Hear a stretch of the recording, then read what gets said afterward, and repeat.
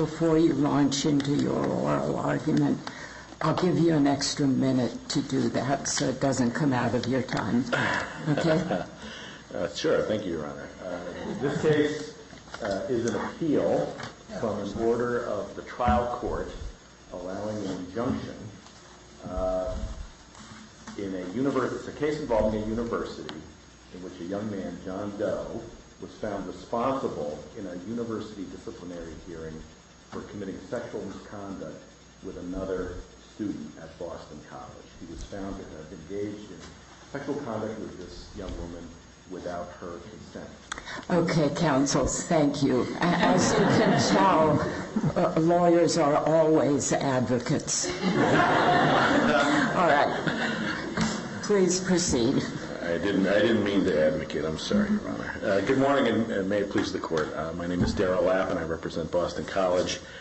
The district court's order allowing a preliminary injunction in favor of John Doe should be reversed because the court erred as a matter of law when it concluded that Doe had a likelihood of success on his breach of contract and basic fairness claims. The district court made that ruling based on its conclusion that before suspending Doe, Boston College had to afford him a hearing which involved real-time cross-examination of the complainant, or afforded some opportunity for real-time cross-examination of the complainant as a matter of basic fairness. We submit that that conclusion on the part of the district court is contrary not only to established principles of Massachusetts law, but also contrary to this court's holding just a year ago in another case with the caption John Doe versus trustees of Boston College. Counsel, is it relevant that in that prior case that you just mentioned that the procedures in place at Boston College were very different than the procedures that were involved in this case? Is it not so that at that time the hearing model was in place at Boston College, this kind of sexual misconduct case, not what's called the investigatory model that's now in place? Is that at all relevant to the basic fairness issue that we're dealing with? No, it's not, Your Honor. Your Honor is correct that there was a hearing model in place at that time, but the crux of this court's decision in that case when it came up for appeal was the central holding that in relation to basic fairness, the university's obligations are described in its formal procedures. That the court said, whereas in this case Boston College makes a promise of fundamental fairness, that promise becomes superfluous, and the court's job in determining whether basic fairness was afforded is done by examining whether the university complied with its stated procedures. And it was important in doing that the court rejected every argument the plaintiff offered in that case for a procedure that was different from or in addition to the ones that BC afforded. That is the critical point in the case, not that the court didn't rule the procedures here were fair because they involved a hearing. The court ruled rather BC met its obligation of basic fairness because it comported with the procedures that it had published. But you're not, I think you made clear you're not suggesting that the issue of basic fairness is resolved by simply looking at what procedures a university chooses to afford, that clearly the procedures afforded by a university could fail to meet some basic concepts of basic fairness, and simply complying with those deficient procedures would not meet that basic fairness requirement. You acknowledge that, don't you? We do, Your Honor. This court has said that there is an independent obligation of basic fairness that arises separate from and in addition to the university's procedures. But what that means, the Massachusetts courts say that, and we apply Massachusetts law. And I'd like you to please keep the distinction between state court decisions and First Circuit decisions in mind. Yes, Your Honor. And in making that statement, what this court was doing was citing to Cavini, most particularly, but it also had reference to Shire versus Brandeis, Driscoll versus Trustees of Milton Academy. All of these are cases that stand for the proposition that as a matter of Massachusetts state law, what that independent obligation of basic fairness amounts to is notice and an opportunity to be heard. That is what the obligation of basic fairness requires. A different articulation of it, which comes both from Cavini and then it's reaffirmed in Driscoll and Shire, is the proposition that the school can't act in a way that is arbitrary and capricious or in bad faith. But if you read the Massachusetts cases, it's clear, we submit, that what that reduces to is notice and an opportunity to be heard. In no case has a Massachusetts court said that the obligation to provide basic fairness includes an obligation to provide for some procedural right that is different from or in addition to what the university's procedures entailed. And so we see in Cavini and Driscoll, and with all due respect to Your Honor's admonition, we see in later federal court cases applying Massachusetts law, in case after case, courts reject arguments for procedures that are different from or in addition to those that the university provides. The district court seemed to take the view that this concept of basic fairness is an evolving concept that can be informed by concepts of due process, and arguably that's what the district court felt it was required to do, and it used HIDAC, understanding that that was a case involving a public university, but it drew upon it to inform a concept of basic fairness, which it seemed to think was an evolving concept, and it attempted to apply its understanding of where Massachusetts law might now be in light of further developments of the law. Is that a fair or inaccurate reading of what the district court did? I submit, Your Honor, that that's an overly generous interpretation of what the district court did. I don't think the district court's opinion or the rationale that Judge Woodlock offered at oral argument can really be summarized as an attempt on his part to describe what Massachusetts law is or where Massachusetts law is going to go based upon a reading of Massachusetts state court cases. He didn't do that. Instead, what he did was say, I think HIDEC is controlling on me here because the language in HIDEC says what due process requires of a university in a disciplinary case like this one is an opportunity for real-time cross-examination. And he emphasized the fact that the court in HIDEC said this is what due process requires of universities without specifically making reference to public universities. That's that's an awfully thin reed to rest on, where, of course, the court in HIDEC was only addressing what due process requires under the Constitution in the context of a public university. So I don't think Judge Woodlock was trying in any way, well, I shouldn't say it that way. Judge Woodlock can't be seen to have been engaged in an interpretation of Massachusetts state court cases. Rather, he was, I submit, making a prediction of where he thinks Massachusetts law ought to go. And we submit that it was improper for him to go there in a way that departs from Massachusetts precedent. No, he didn't even say that. It's quite clear that federal courts cannot extend state law, and that's up to the states to do. Judge Woodlock's decision does not refer to extending state law. That would have involved an analysis of where state law is and has been. Rather, he said he thinks it's controlled by HIDEC. That's right, and we obviously submit that was error on his part to have done so, and we just don't think that there's a way to reconcile the holding in HIDEC with Cavini, Driscoll, and the other Massachusetts state court cases that we've cited. Those cases emphasize repeatedly the notion that there is a difference between private and public institutions. And with private institutions under Massachusetts law, they are to be afforded wide latitude and broad discretion in fashioning their disciplinary procedures. That's language that you don't see in cases involving public institutions and the constitutional right to due process. I'd like to go back to one of your earlier statements. You equated fundamental fairness with not being arbitrary and capricious, but that standard actually comes from a case in which there was not a contractual statement of we will treat you fairly.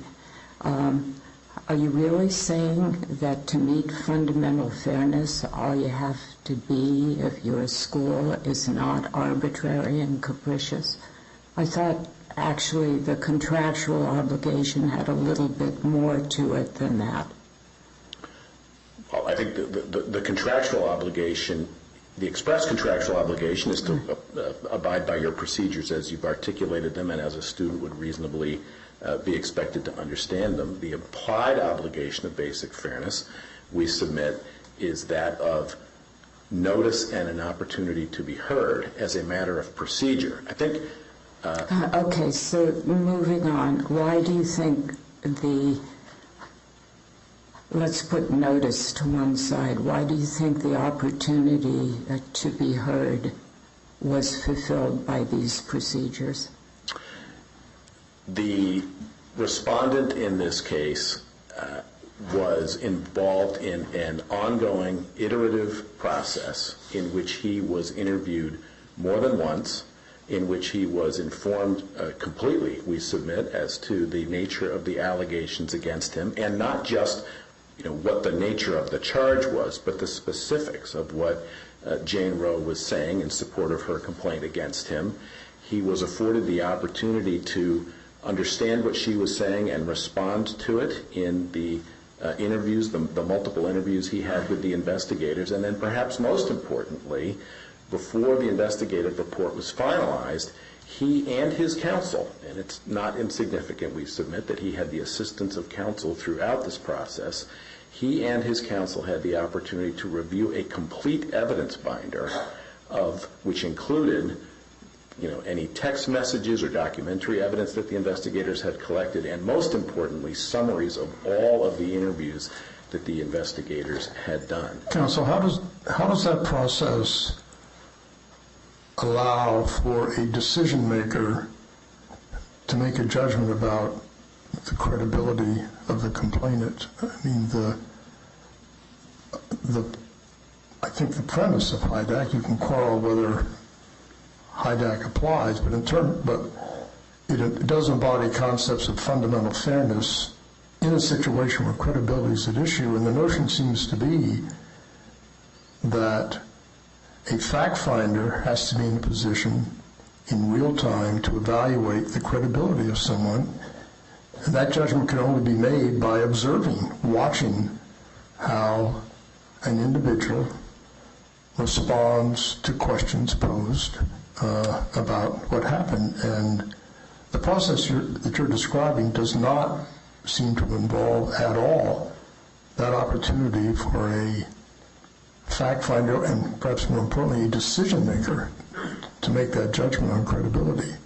Well, the fact finder and the decision maker are one and the same here. This is an investigative model where a pair of investigators conducts the investigation and makes the findings of fact, including the finding whether there's been a violation of the code of conduct. But it's important to note that the investigators here had that opportunity, not once but on multiple occasions, to observe the complainant in real time as she responded to its questioning. And it wasn't just the investigators' questions that they came up with, it was the investigators' questions informed by input from John Doe and his attorney as to what they should be looking for in assessing the complainant's credibility, what aspects of her story should be probed for inconsistencies. All of that was done by the investigators in real time with an opportunity to observe the complainant and in doing so to assist their judgment about her credibility.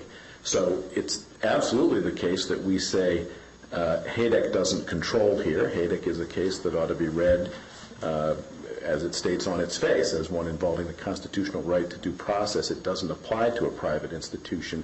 But even if one were to apply the principles of HADEC, this is a process that met the essential requirements of HADEC. What the court concluded in HADEC, in summing up, was that the board in that case at the University of Massachusetts managed to conduct a hearing reasonably calculated to get at the truth by allowing the respondent to be heard after the complainant's story had been elicited, and by examining in the complainant in a manner reasonably calculated to expose any relevant flaws in her claims.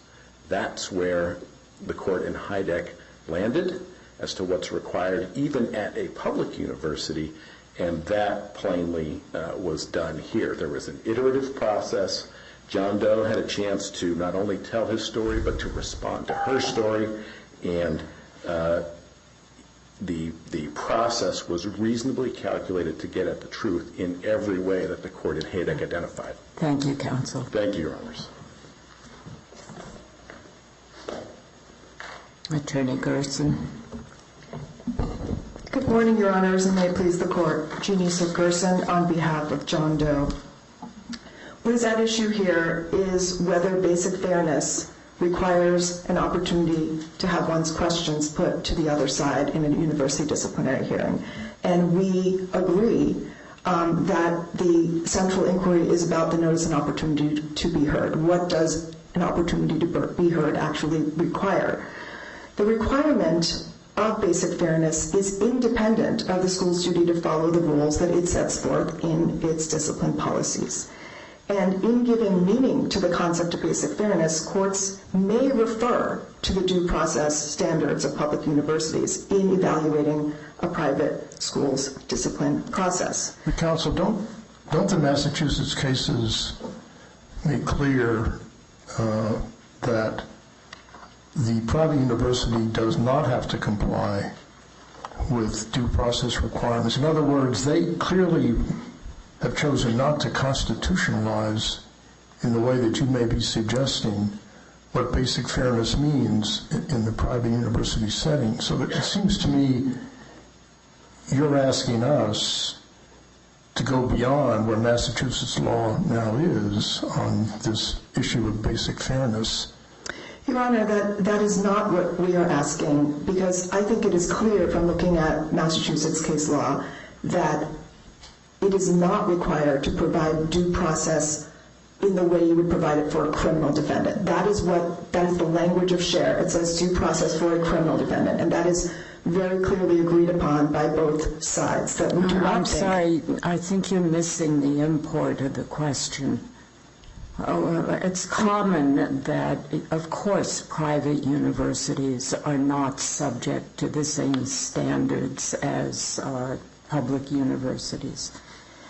You were asked whether, in your concept of fundamental fairness, you are asking us to go beyond the existing state of Massachusetts law on fundamental fairness.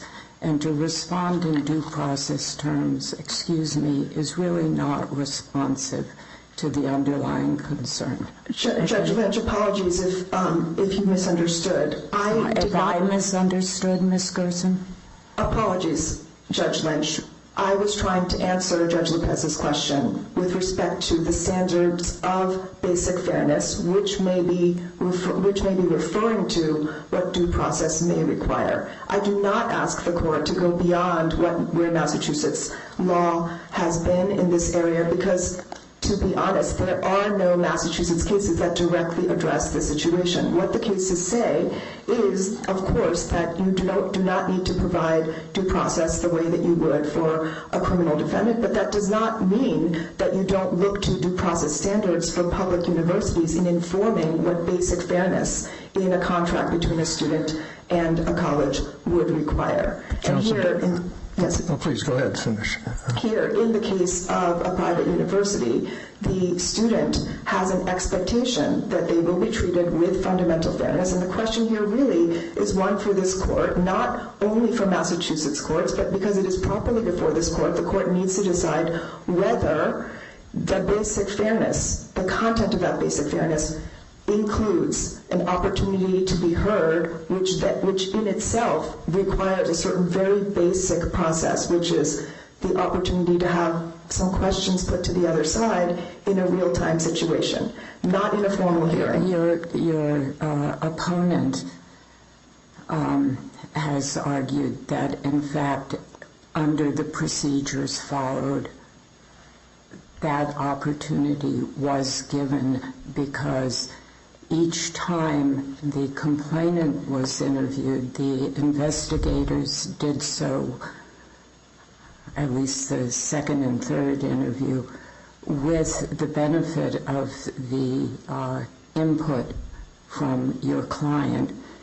And you can turn that around, since his statements were also subject to what she said, that he was asked specifically about her comments. Why isn't that sufficient? I would beg this court not to take at face value the statement that what happened in these interviews was exactly what my opponent says happened. He claims that both sides were told the statements of the other side in their interviews. That is not the case, and the district court did not so find.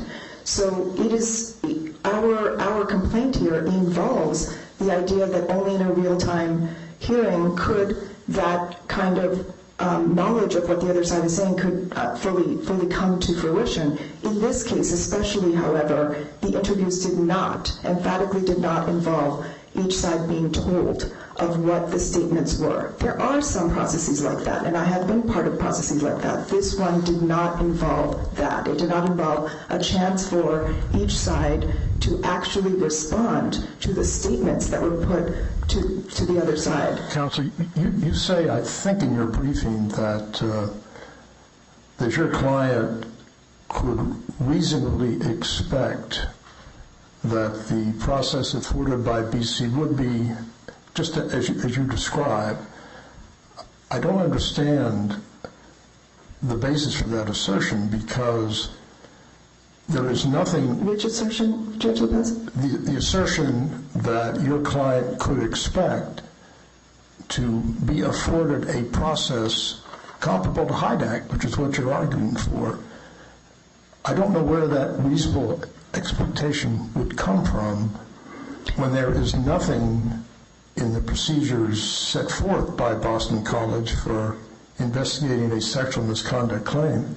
There's nothing there that suggests that they're going to afford that type of procedure. So it seems to me you're really arguing for a court to order a supplement to the procedures that are set forth and that your client could reasonably expect. I guess, to make it more simple, I don't know where you get the sense that your client could reasonably expect that Boston College would afford the Hyde Act type process that you're arguing for. Thank you. I think that is a key question in that the reasonable expectation really has to do with three different things in this case. In this particular case, the BC policy explicitly says that the student will have an opportunity to review and respond to available evidence. And so the question is, what does the reasonable opportunity to review and respond to available evidence consist of? Well, we would submit that that opportunity includes responding to the statements of the other side as they are happening. In addition, by this time, 2016, Doe versus Brandeis and the district court had expressed very grave concerns about the lack of cross-examination opportunity. So schools, certainly in this area, private schools, were on notice that this was something that courts are going to take into account in evaluating whether basic fairness existed in the case. And in addition, the requirement of fundamental fairness, which is explicitly set out in the sexual misconduct, in the Student Code of Conduct, All three of those things together combine to create a reasonable expectation that the policy would entail some kind of opportunity like this. It certainly didn't say it wouldn't be provided. No policy that BC provided said that it wouldn't be provided. Ms. Gerson, this may help. I understand the reasonable expectation argument to be independent of the fundamental fairness argument, which is to say it could be that there was no reasonable expectation of different procedures, but nonetheless, if the procedures are not fundamentally fair, there could be a violation. Are we agreed on that? Yes, we are agreed on that, in that I think there are really two prongs here. It is the reasonable expectation that a student could have based on the policies. There are two different prongs. And then there's the basic fairness, regardless of what the reasonable expectation is. Okay, on basic fairness, your argument seemed to be that because the other side was not given a transcript of the interview with the accuser or the accused, that meant that there was no opportunity for cross-examination, even if the investigators took the information and used it to inform their examination of the other side. Have I got it right? Yes, Judge Lynch, in that they could have used it to inform, but that is not in any way the same as telling the other side what was said. Okay, this seems to be an attack on the investigative model as opposed to the hearing model. May I answer, Judge Lynch? Yes, please. Yes, our position is that this kind of real-time opportunity for putting questions to the other side is perfectly compatible with the investigator model because it could be done with the investigator rather than with a separate hearing officer. So what should, on your view, BC have done differently here? I've referred to providing transcripts. Is that part of what you say was lacking in their procedures? I think providing transcripts would certainly have made the process more fair, but it may be that just the providing transcripts may not satisfy the idea of real-time opportunity to respond to questions. However, I do agree that that would be far more fair because the parties have a chance to actually respond. I don't understand this real-time concept. Could you flesh out what you mean by it?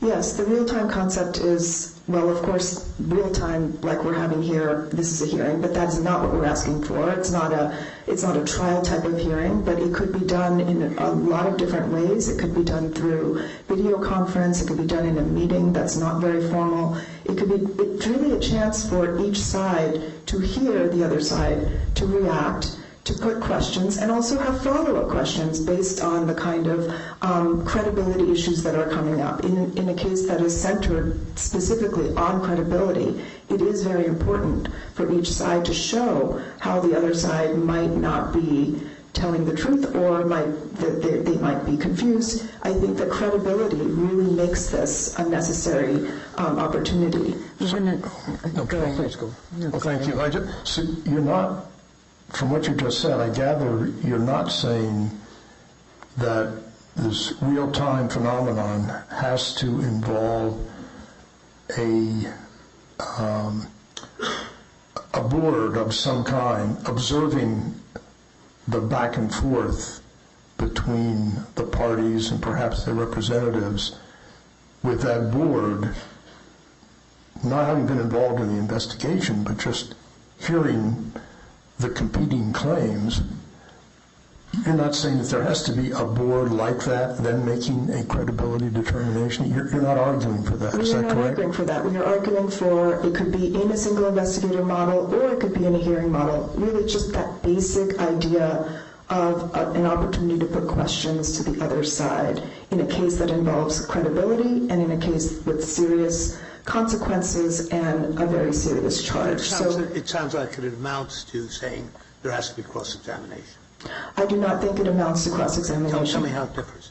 Well, cross-examination is a very particular thing that we know from courts. However, asking questions, or not even directly asking questions, and not even asking questions through one's attorney, but rather it could be written questions that are put to the other party, but it would be through a neutral decision maker or through a neutral party that is part of the investigative process. It could be the investigator himself or herself, but in some way an opportunity to have one's questions put to the other side to test and probe the credibility of the accounts that are being offered.